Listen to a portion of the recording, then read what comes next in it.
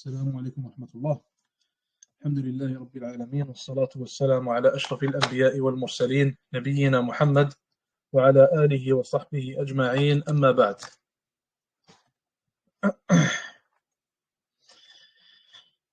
On commence Inch'Allah Ta'ala.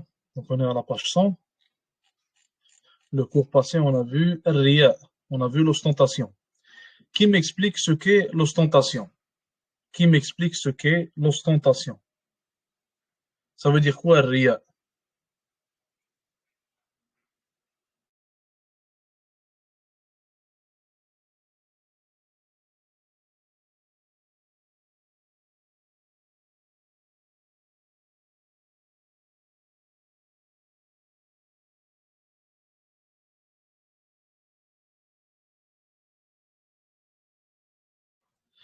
Faire une action pour plaire aux gens. Leur plaire de quelle manière?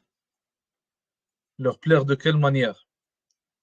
On a cité qu'il y avait ce qu'on appelle le riya et il y a ce qu'on appelle le sum'a. Le riya signifie plaire aux gens de quelle manière? L'ostentation signifie plaire aux gens de quelle manière? Qui s'en rappelle?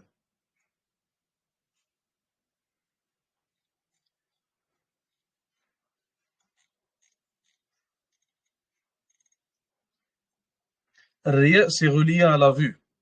C'est relié à la vue. Le riya, ça vient de ar-ru'ya. Donc c'est relié à la vue. Ce qui signifie que le riya, ça veut dire, c'est le fait de faire des actions pour que les gens te voient. Pour que les gens voient les actions que tu es en train de faire. Maintenant, on a dit qu'il y avait une différence entre le riya, qui est relié à la ru'ya, à la vue, et une différence entre ce qu'on appelle le sum'a. Le sum'a. Qu'est-ce que le sum'a? Qu'est-ce qu'on avait dit à propos de ça au dernier cours? Quelle est la différence entre riya et sum'a? Quelle est la définition de sum'a?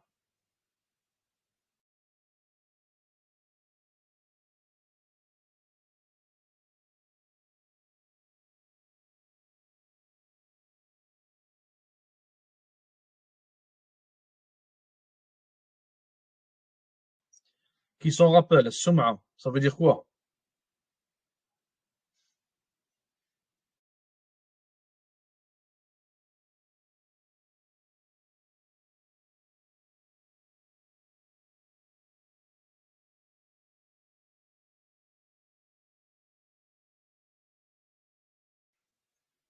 Personne ne s'en rappelle, donc on va faire de ça, Inch'Allah Ta'ala, une question pour le prochain cours. Donc pour le prochain cours, vous allez me dire c'est quoi sum'a? Et c'est quoi la différence entre sum'a et riya? Donc on va laisser ça, Inch'Allah Ta'ala, pour le prochain cours. Qu'est-ce qu'on a dit d'autre à propos de riya? Quand est-ce que riya, quand est-ce que l'ostentation est considérée comme du shirk akbar, comme de l'association majeure? Quand est-ce que nous considérons l'ostentation comme étant de l'association majeure?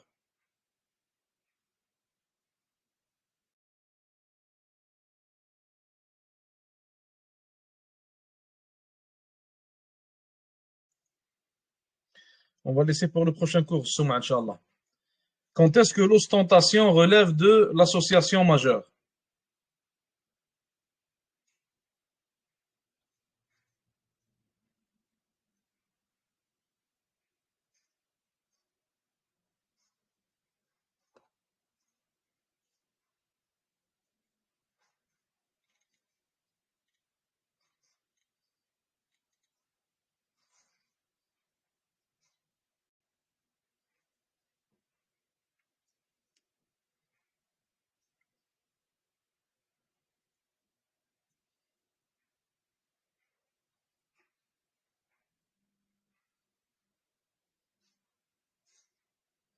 Non, c'est pas ce qu'on avait dit, non. Je vous donne un exemple pour vous aider. Si la plupart des actions d'une personne, ou alors toutes ces actions qu'il fait, sont pour les gens, alors quel est le jugement de cette personne-là? Si la plupart de ces actions, ou alors toutes ces actions, ces adorations, sont faites pour les gens, quel est le jugement de cette personne-là?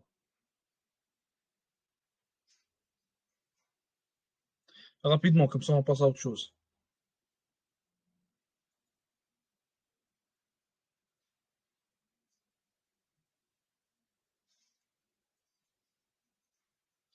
Voilà, ça relève de Shirk al-Akbar, ça relève de l'association majeure.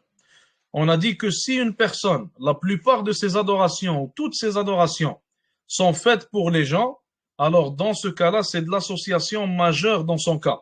Il est tombé dans Shirk al-Akbar. Si une personne fait peu d'actions qui sont ou qui relèvent de l'ostentation, peu de ces actions sont faites pour les gens, pour que les gens la voient, pour que les gens disent cette personne est pieuse, etc. Quel est son jugement dans ce cas-là? Quel est son jugement dans ce deuxième cas-là?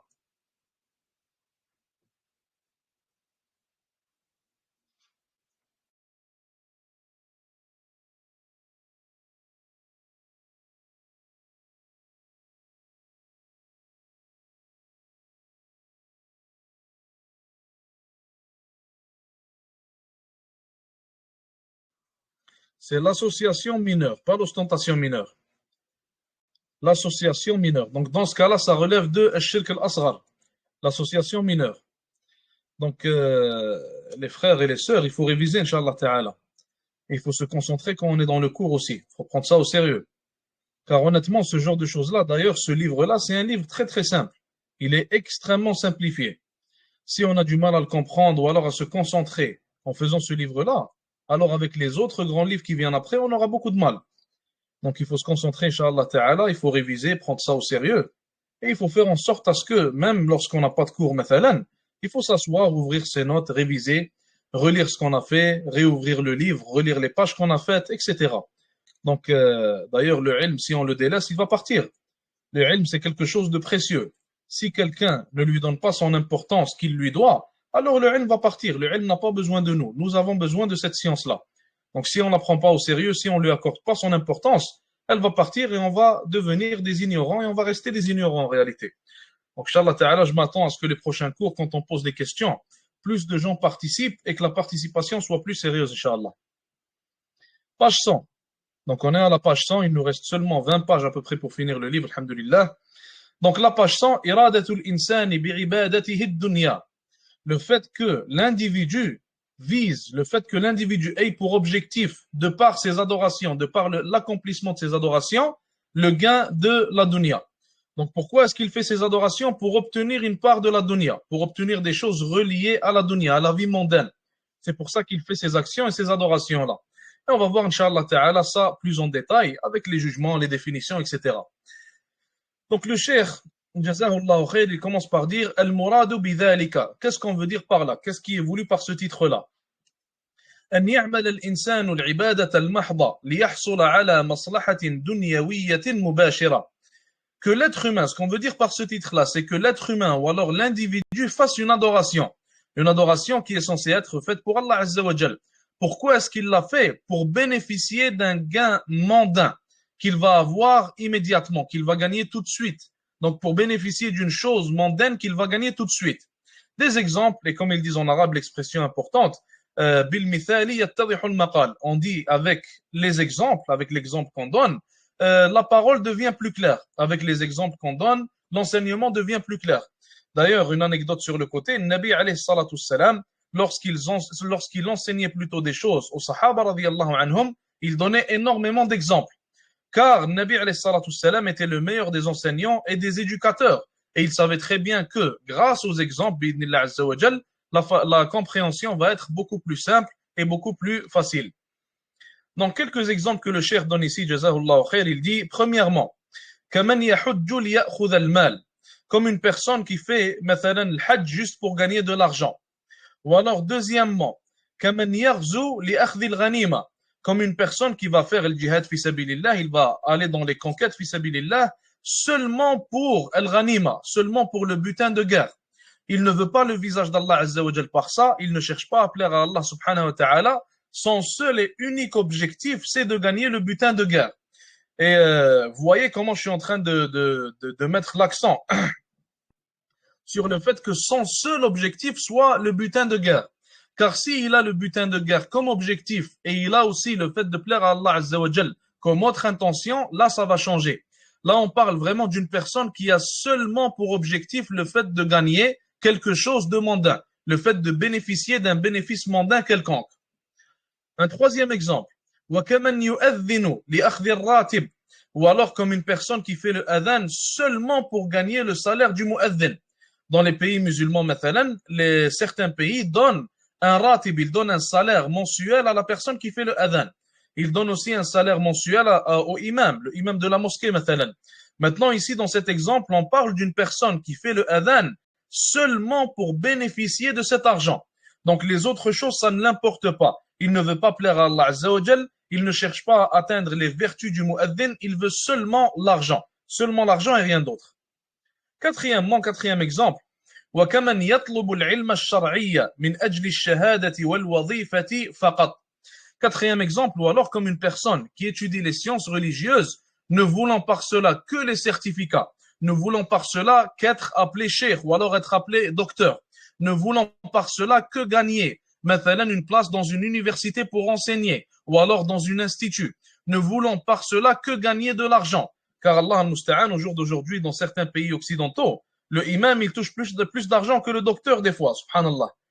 Certains masajid, subhanallah, le imam, il a des business, il a 2-3 business. En plus, il a un très grand salaire, comme un salaire d'un docteur ou d'un architecte, qui lui rentre à la poche à chaque mois. Donc, Allah al-Musta'an, en réalité, la religion d'Allah Azza wa Jal, chez certains, c'est devenu un business, c'est devenu une manière de gagner de l'argent.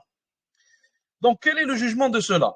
Quel est le jugement de tout ce qu'on vient de voir? Il dit, huwa ala qismayn. Il dit, ça va dépendre. On va être face à deux situations. On va être face à l'une de ces deux situations-là. La première situation, أن يكون غالب أعماله أو كلها يريد بها الدنيا.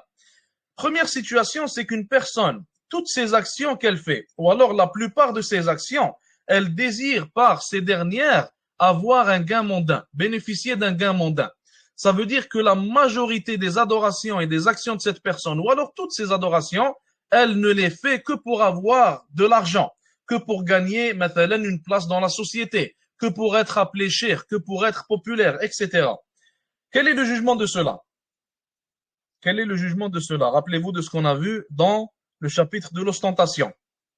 Quel est le jugement d'une personne dont la plupart des actions ne sont faites que pour un bénéfice mondain?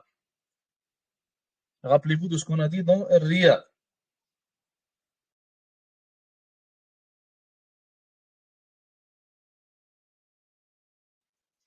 C'est du shirk akbar. Pourquoi du shirk akbar? Pourquoi est-ce que c'est de l'association majeure?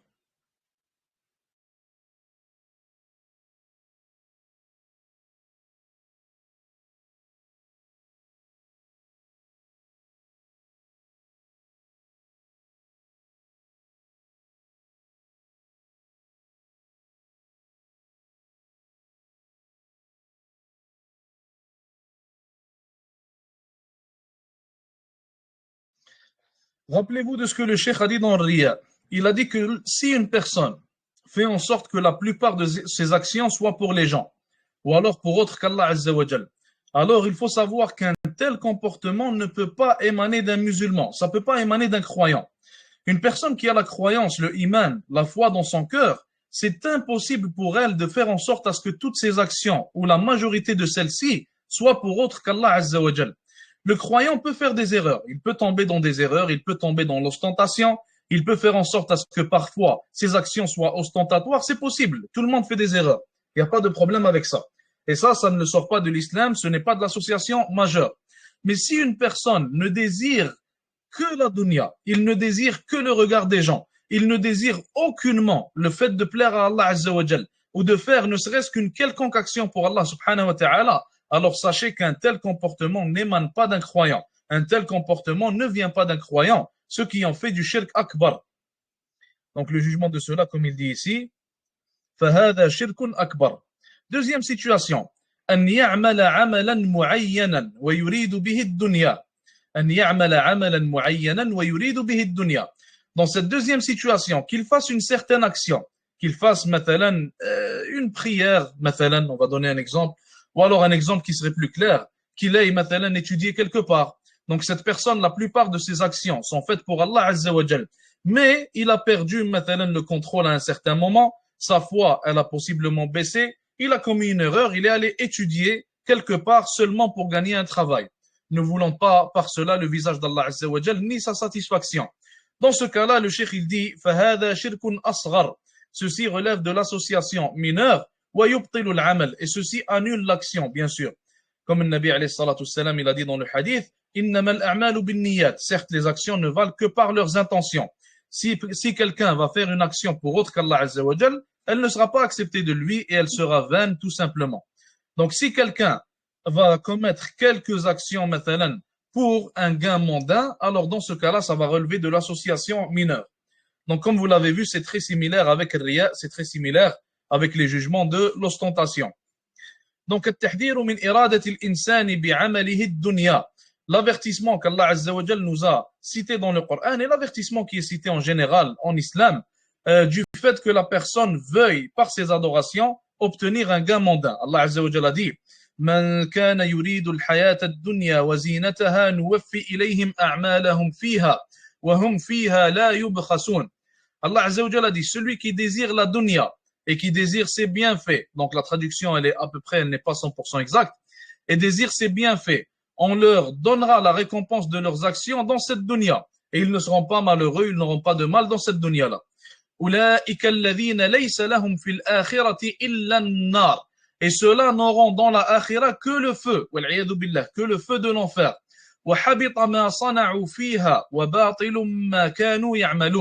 Et tout ce qu'ils ont fait comme action vont être descendus, elles vont être vaines et elles ne vont pas être utiles pour eux. Donc le jugement d'une telle personne qui fait des actions que pour les gains mondains, c'est que ces actions ne lui seront d'aucun bénéfice dans la akhira. Elle va bénéficier dans la dunya en ayant ses gains mondains, mais dans la akhira, comme Allah Azza wa Jalla dit, لَيْسَ لَهُمْ فِي الْآخِرَةِ إِلَّا النَّارِ. Ils n'auront dans la akhira que le feu de l'enfer. وقال عليه الصلاة والسلام, et le prophète عليه الصلاة والسلام a dit dans le hadith, من تعلم علما مما يبتغى به وجه الله لا يتعلمه إلا ليصيب به عرضا من الدنيا لم يجد عرف الجنة يعني ريحها. Nabi عليه الصلاة والسلام, il a dit, celui qui apprend une science qui est censée être apprise pour le visage d'Allah Azza wa Jal, qui ne l'apprend que pour un gain mondain, لم يجد عرف الجنة, il ne va pas trouver l'odeur du paradis, il ne va pas sentir l'odeur du paradis. Dans certains hadiths, le Nabi alayhi salatu wassalam, il a cité que l'odeur du paradis se sent, on peut la sentir même de très loin. Donc lorsqu'il nous dit dans ce hadith-là qu'il ne va pas sentir l'odeur du paradis, ça signifie en réalité à quel point il sera loin de ce paradis-là. Donc on a fini pour ce chapitre. Est-ce que tout le monde a compris ou alors est-ce qu'il y a des questions? Est-ce que c'est compris pour tous? On passe à autre chose. Ou alors, est-ce qu'il y a des questions?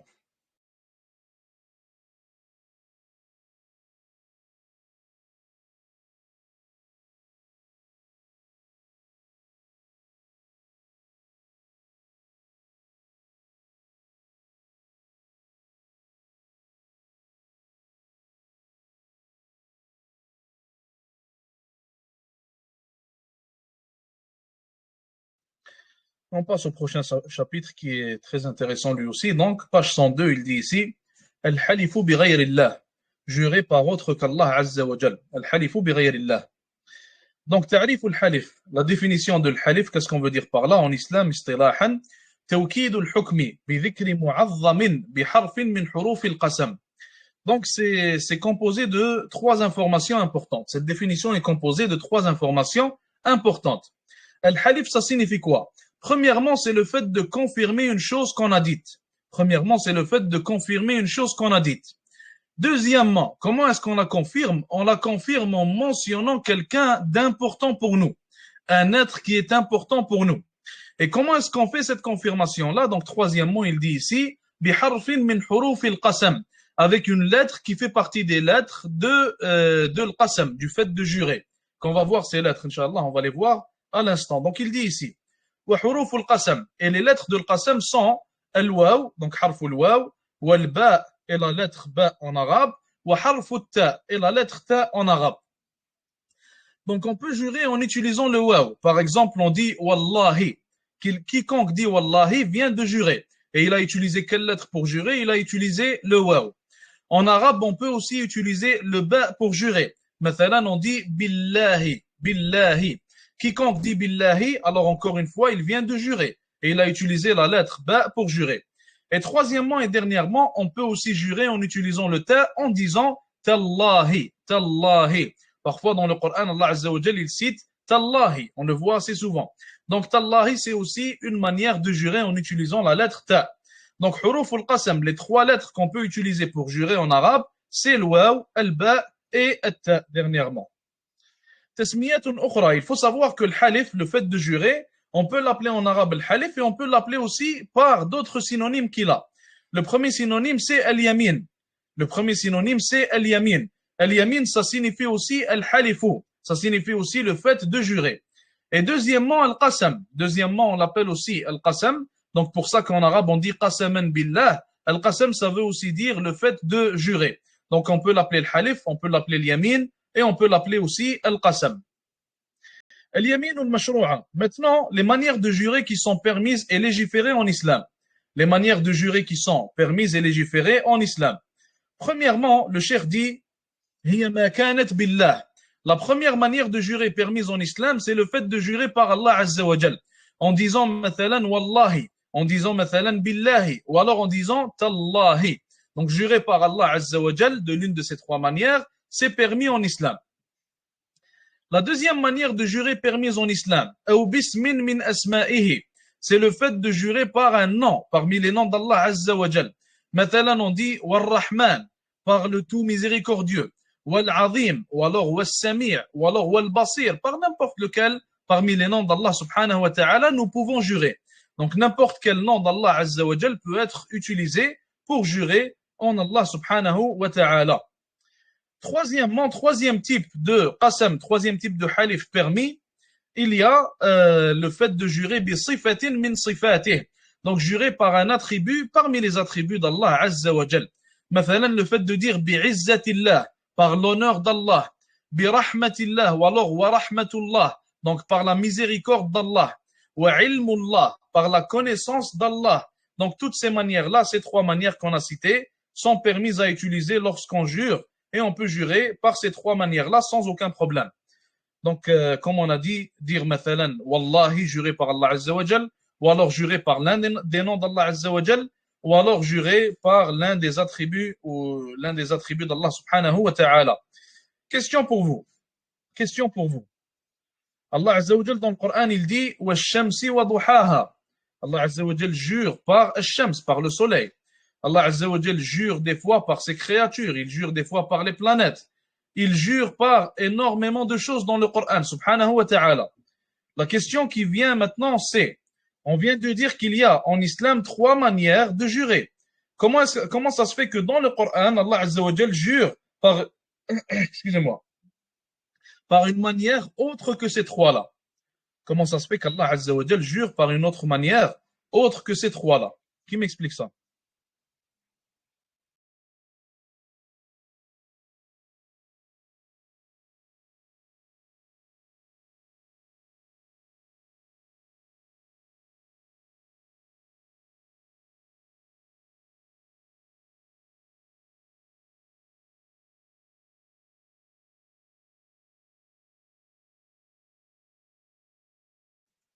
Jazakallahu khair, exactement. Ce qu'on vient de citer ici, ce sont les trois manières dont que les créatures peuvent utiliser pour jurer.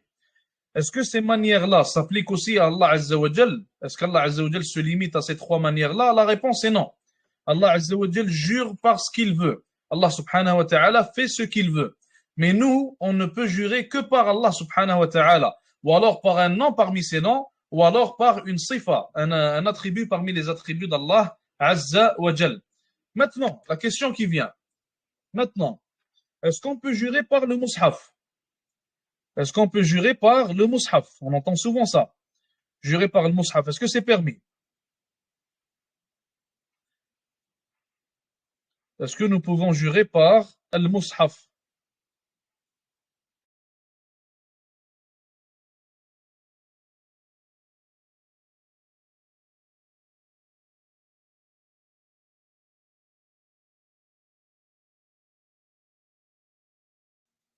Pourquoi est-ce qu'on ne peut pas jurer par le mushaf? Pourquoi non? Si vous me dites non, dites-moi pourquoi non.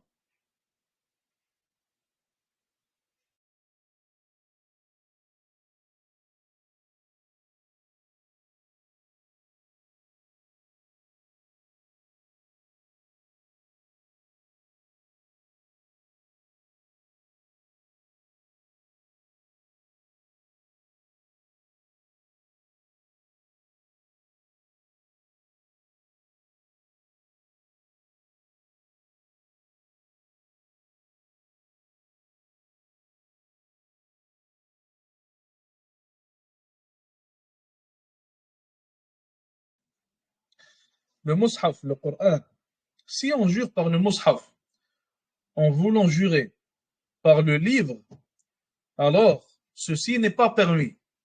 Si on jure par le mushaf, en voulant jurer sur l'attribut d'Allah Azza wa Jal qui est sa parole, qui est le fait qu'Allah Azza wa Jal parle, la parole d'Allah fait partie de ses attributs.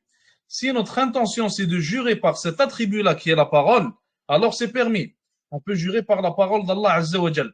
On peut dire wa kalamullah mathalan, ou on peut dire bi kalamillah, par exemple. Mais si on veut jurer par le mushaf qu'on a devant nous, alors dans ce cas-là, non. Dans ce cas-là, on ne jure pas par le livre qu'il y a devant nous. À part si, bien sûr, comme on a dit, une personne jure par le livre en ayant l'intention de jurer par la parole d'Allah et non pas par le livre en soi. Donc, on continue. On continue. Maintenant, quel est le jugement de la personne qui va jurer sur autre qu'Allah Azza wa Jal? Et ça aussi, ça va se diviser en deux. Ici aussi, ça va se diviser en deux aqsam, en deux types. Premièrement, إذا كان يعظمه إلى درجة العبادة كأن يعظمه كتعظيم الله أو أشد فهذا شرك أكبر. Si une personne, premièrement, jure par autre qu'Allah Azza wa Jal et qu'il attribue, il pense plutôt que la chose par laquelle il a juré est au-dessus d'Allah Azza wa Jal ou alors égal à Allah subhanahu wa ta'ala, alors dans ce cas-là, ça relève de l'association majeure. Dans ce cas-là, ça relève de l'association majeure et non pas mineure. Un exemple. Il est rapporté, beaucoup d'histoires similaires sont rapportées, disant qu'il y avait maintenant des hommes qui se disputaient. Et l'un d'entre eux, il a dit à l'autre, jure par Allah Azza wa Jal, il a dit Wallahi, il a juré par Allah.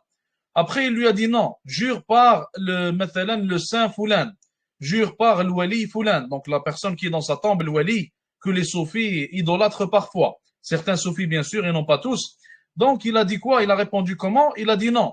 Il a dit, je ne peux pas jurer par Foulan. Donc, il a eu peur de jurer par Foulan, alors qu'il n'a pas eu peur de jurer par Allah Azza wa Jal, sachant qu'il était en train de mentir. Mais il a eu peur de jurer par Foulan, par le saint Foulan. Donc là, ça nous montre que cette personne pense que ce saint-là, ce wali-là, il est au-dessus d'Allah Azza wa Jal. Et il est, wal'iyadu billah, à un plus haut statut qu'Allah subhanahu wa ta'ala. Dans ce cas-là, ça rentre dans Shirk al-Akbar, l'association majeure, et ça sort la personne de la religion d'Allah Azza wa Jal. Ça, c'était la première situation. La deuxième situation.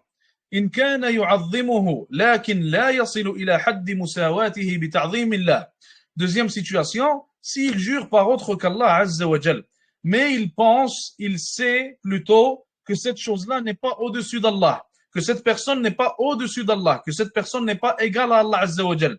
Elle est plutôt inférieure à Allah subhanahu wa ta'ala. Alors dans ce cas-là, ça va relever de l'association mineure et non pas majeure. Ça va relever de l'association mineure et non pas majeure.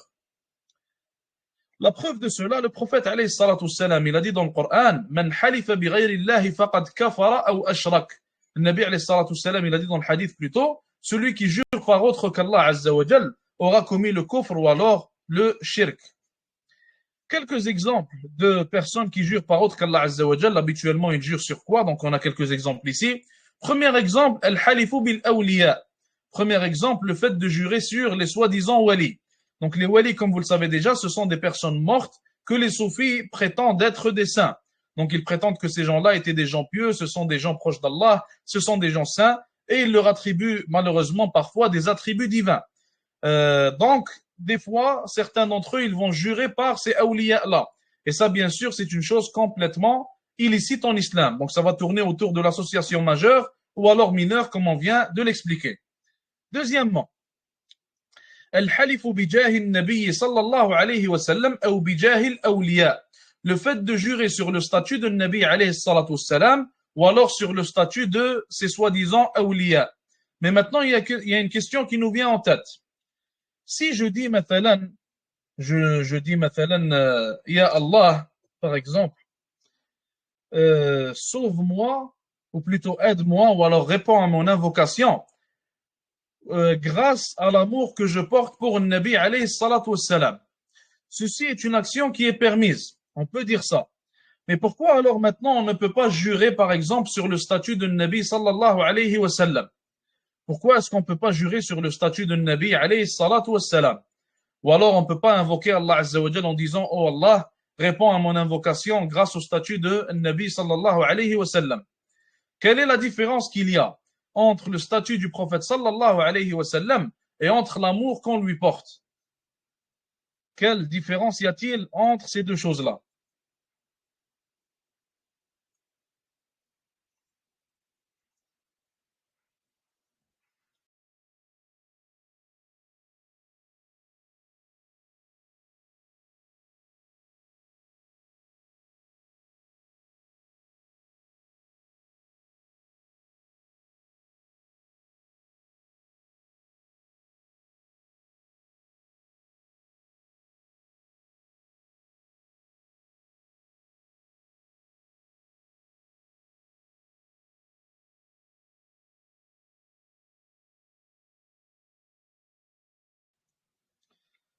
J'attends vos réponses.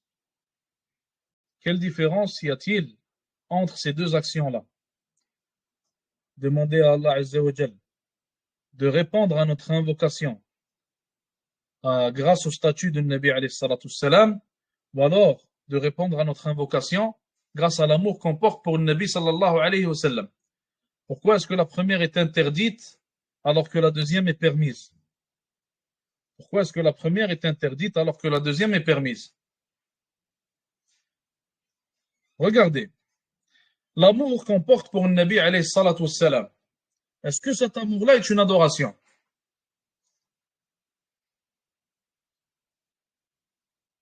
Pourquoi c'est une adoration? C'est quoi la preuve? On a dit que l'iman, la foi, est composée de trois composants. Quels sont ces trois composants? On a dit que l'iman, la foi, est composée de trois composants. Quels sont les trois composants?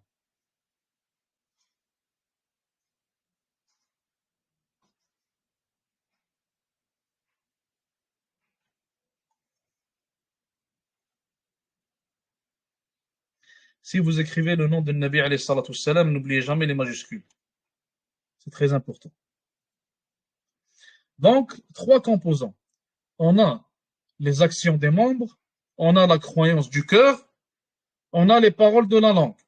Mais avec les actions, on n'a pas seulement les actions des membres, on a les actions du cœur aussi. Est-ce que l'amour fait partie des actions du cœur? La réponse est oui. L'amour fait partie des actions du cœur. Est-ce que lorsqu'on dit Ya Allah, réponds à mon invocation grâce à mon amour pour le Nabi sallallahu alayhi wa sallam, est-ce qu'on est en train de dire à Allah Azza wa Jal de répondre à notre invocation grâce à une adoration qu'on vient de faire ou qu'on a faite? Encore une fois, la réponse est oui. Lorsqu'on dit Ya Allah, réponds à mon invocation grâce au statut de ton prophète sallallahu alayhi wa sallam, est-ce que ça, c'est une adoration qu'on a faite? Est-ce que ça a un lien avec nous? Ça n'a aucun lien avec nous. Ça n'a rien à voir avec nous. Pour ça que rappelez-vous ce qu'on avait dit. On a le droit de mettre d'utiliser comme intercession entre nous et Allah Azza wa Jal une adoration qu'on a faite. Comme il a été prouvé dans Sahih Muslim. On peut dire Ya Allah, réponds à mon invocation, ou alors accorde-moi ceci ou cela, grâce à telle adoration que j'ai faite pour toi, mathalan. Et l'amour de Nabi alayhi salatu salam, c'est une adoration. Pour ça que demander la réponse d'une invocation par l'amour de Nabi alayhi salatu salam, c'est permis, alors que demander à Allah Azza wa Jal de nous répondre à notre invocation à cause du statut de Nabi alayhi salatu salam, ou même certains vont jusqu'à dire grâce au visage de Nabi sallallahu alayhi wa sallam et tout ça. Donc ça n'a rien à voir avec nous, ce ne sont pas des adorations et ce n'est pas une chose qui est permise, elle est plutôt illicite tout simplement. Troisièmement, il dit ici Al-halifu bi hayati al-ashkhas. Troisième manière dont les gens jurent habituellement par autre qu'Allah Azza wa Jal, ils vont jurer sur la vie d'un tel. Mathalan, certains vont dire mathalan, sur la vie de ma mère, sur la vie de mon père, sur la vie de mes enfants, par exemple. Et ça fait partie du fait de jurer par autre qu'Allah Azza wa Jal, qu'Allah Azza wa Jal nous en préserve. Et c'est très commun d'ailleurs, c'est très commun chez certaines communautés, et c'est une chose qui est très grave. Quand on entend quelqu'un dire ça, il faut le corriger. Quand on voit quelqu'un dire ça, il faut directement lui expliquer que ce que tu viens de faire, ça fait partie de l'association. Il faut délaisser ça, etc. C'est notre devoir de propager la bonne aqidah, la bonne croyance, et notre devoir de blâmer le blâmable lorsqu'on le voit devant nous. Quatrièmement, al-halifu bil-amanati ou bil-sharaf. Quatrièmement, certains vont jurer plutôt par leur honneur, ils vont jurer par leur amana, mathalan, ils vont jurer par des bonnes caractéristiques ou alors qualités qu'ils ont, etc. Ils vont jurer mathalan par l'honneur de, mathalan, je sais pas, par leur femme, des choses comme ça. Donc ça aussi, ce sont des choses qui sont interdites et on ne peut jurer sur de telles choses. Donc un résumé de tout ce qu'on vient de voir, le Cheikh Jazahullah khair, il a tout résumé ici. Il a dit talkhisun mufidun li ahkamil halif. Donc un résumé bénéfique pour ce qui est des jugements reliés au fait de jurer par Allah Azza wa Jal ou alors par autre que lui. Donc premièrement, il dit tahrimul halifi bi ghayrillah wa anna dhalika shirkun. La première chose qu'on doit garder en tête, c'est que jurer par autre qu'Allah Azza wa Jal n'est pas permis et que ça relève de l'association. Est-ce que ça relève de l'association majeure ou mineure? On l'a expliqué tout à l'heure, dépendamment de la situation. Deuxièmement, deuxième point à garder en tête, تحريم الحلف بالله كاذبا وهو الغموس أو وهي الغموس. Donc il n'est pas permis, il est illicite de jurer par autre, excusez-moi, il est illicite de jurer par Allah Azza wa Jal en mentant. Donc si quelqu'un jure alors qu'il est en train de mentir, ça c'est illicite et on l'appelle en arabe al-ghamous. On appelle ça en arabe al-ghamous. Troisièmement, تحريم كثرة الحلف بالله ولو كان صادقا. Donc troisième point, il n'est pas permis, c'est haram de trop jurer par Allah Azza wa Jal, même si la personne dit la vérité, même s'il est véridique et il n'est pas en train de mentir. Pourquoi est-ce que c'est haram? Car ça revient à ne pas respecter le statut du nom d'Allah subhanahu wa ta'ala. Donc le nom d'Allah Azza wa Jal n'est pas un jeu. On ne va pas se mettre à répéter Wallahi, Wallahi toute la journée. À longueur de journée, on ne fait que dire Wallah, Wallah. Malheureusement, c'est ce qui est devenu chez beaucoup de jeunes, subhanallah, c'est ce qui est devenu très commun. Et des fois, on le voit malheureusement même chez des gens qui sont pratiquants, des gens qui pratiquent, des gens qui sont sérieux dans la religion. Donc ça fait partie de Telbis Iblis, ça fait partie des ruses de Shaitan, il faut faire attention à ça et il ne faut pas tomber dans de tels pièges. Donc il faut délaisser le fait de trop jurer par Allah Azza wa Jal. Quatrièmement, il est permis de jurer par Allah subhanahu wa ta'ala si la personne est véridique et si la personne en a besoin, s'il y a un besoin à cela, si la personne ne fait pas que répéter ça toute la journée. Donc dans ce cas-là, ça va être permis. Kafaratu man halifa bi ghayrillah. Donc qu'est-ce que la personne qui a juré par autre qu'Allah Azza wa Jal doit faire pour en réalité se repentir de ça? An yaqul, donc sa kafara, c'est le fait qu'il dise la ilaha illallah. Si une personne jure par autre qu'Allah Azza wa Jal, alors il doit dire par après la ilaha illallah. Et la preuve, c'est la parole du prophète alayhi salatu wassalam, rapportée par Al-Bukhari et Muslim. Il a dit من حلف فقال في حلفه واللات والعزى فليقل لا إله إلا الله. Celui qui jure et il dit lorsqu'il jure واللات والعزى, donc il jure par Allat ou alors par l'Uzza ou alors par toute autre chose. Donc ici le Nabi alayhi salatu wassalam nous a cité un exemple seulement, mais ça ne se limite pas à cet exemple-là. En réalité, on en prend l'enseignement général qui est le fait de jurer par autre qu'Allah Azza wa Jal. فليقل لا إله إلا الله, qu'ils disent par après La ilaha illallah. Donc c'est sa manière de se repentir tout simplement. Donc on a fini pour ce chapitre. Est-ce que tout le monde a compris? Est-ce qu'il y a des questions ou alors est-ce que tout le monde a compris?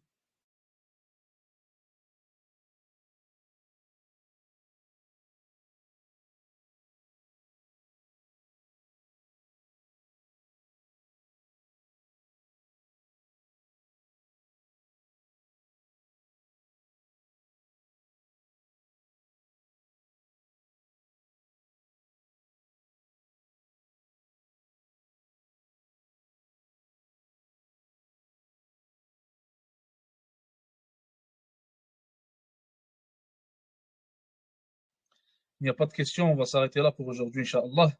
جزاكم الله خير وصلى الله وسلم وبارك على نبينا محمد. السلام عليكم ورحمة الله وبركاته.